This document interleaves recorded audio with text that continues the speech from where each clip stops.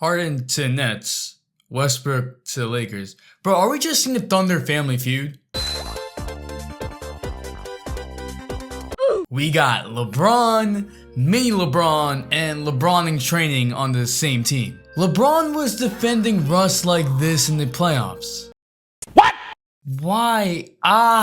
No BS, let's just talk through this. LeBron James and Anthony Davis met up with Russell Westbrook 2 weeks ago, and LeBron said it was the right time for him to move from point guard to small forward / power forward, and AD said he'd be more comfortable playing the center spot. But Russ is one of the most ball dominant players in NBA history. And the problem is, Russ already went through a metamorphosis. He took a step back and didn't dominate the ball as much. He lowered his own production, and that still didn't work. I mean, we saw this experiment before, a modified version of it, with Westbrook as the off-ball guy in Houston and Harden running the offense. And that still didn't work until they got rid of all their big men and PJ Tucker was playing center.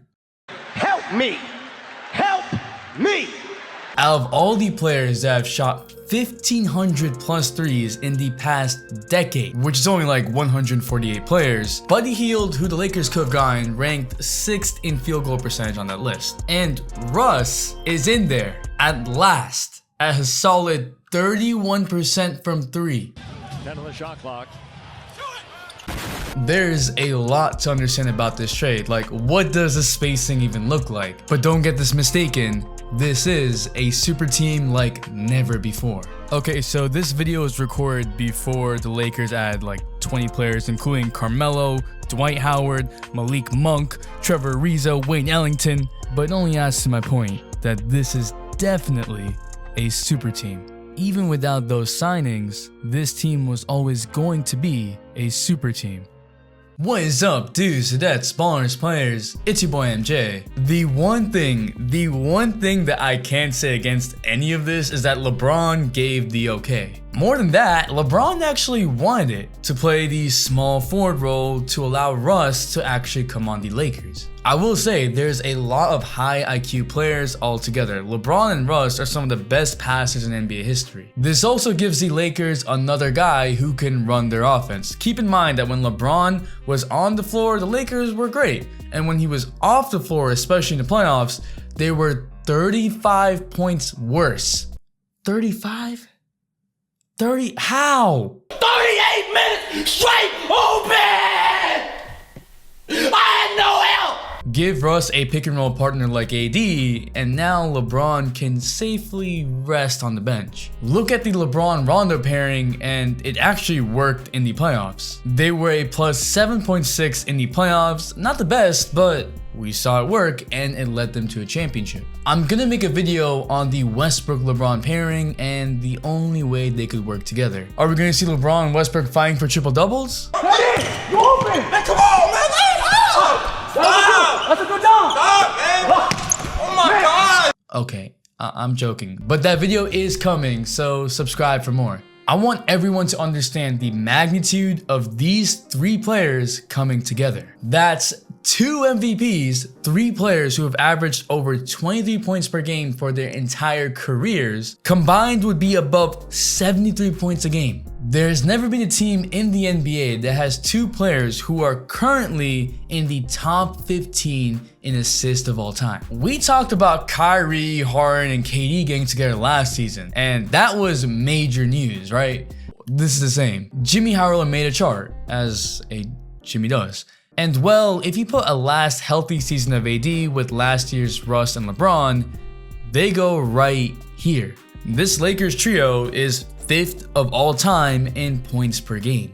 But the last time that there were 2 former league assist leaders on the same team, they almost beat a healthy Kevin Durant, Steph Curry Warriors team. And now that passing duo has an Anthony Davis. Again, very different teams, but I feel like people are just dismissing how monumental of a trade and monumental of a move this is. There are 34 All-Star appearances, 5 MVPs, 30 All-NBA selections, 10 All-Defensive selections, 3 scoring titles. Anthony Davis is still in his prime, Russ is still in his prime window, And if that doesn't blow your mind, stack them up to some other trios in NBA history like Kyrie, KD, Harden, or even the Warriors trio. You'll see it's madness. They are blowing these teams out of the water when it comes to just accomplishments and merit.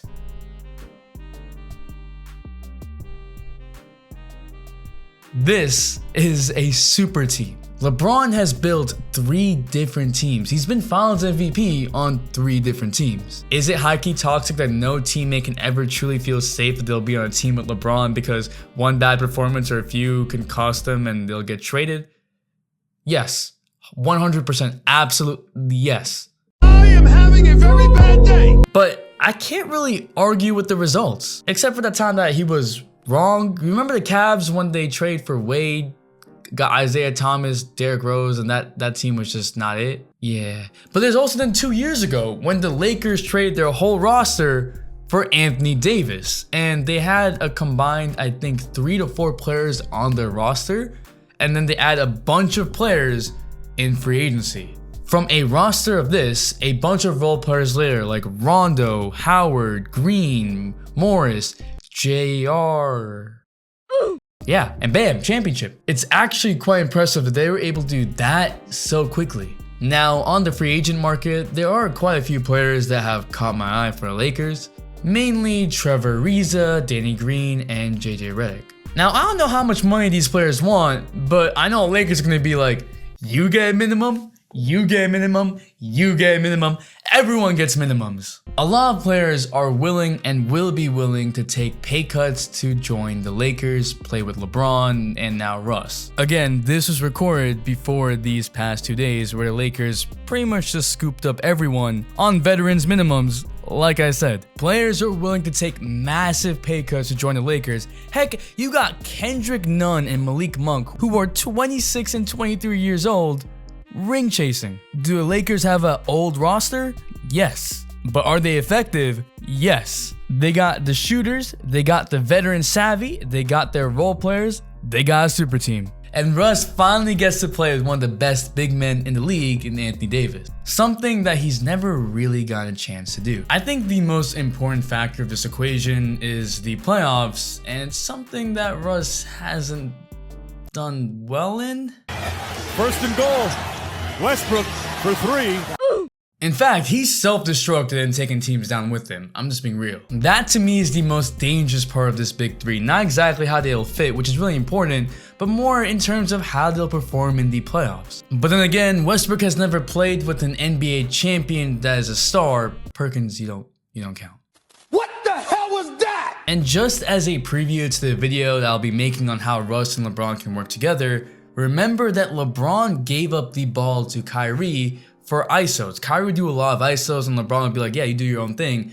And it wasn't the most efficient choice, but it kept Kyrie in a groove, so when it did count the most, he was ready. And Russ, he just wants a ring, man, and he'll probably listen to LeBron to an extent. But yes, this Lakers team is a super team. A super team is 3 stars coming together. Whatever role players they get, but at the bare minimum, they are a super team. This type of team has never been built before. A unique big 3 that is gonna be fun to watch. But what do you think? Will the Lakers win a ring? Shout out to Elisa George for being first. Thanks for the all-day support. It's your boy MJ. We out. And we vibing. Let's go wasted.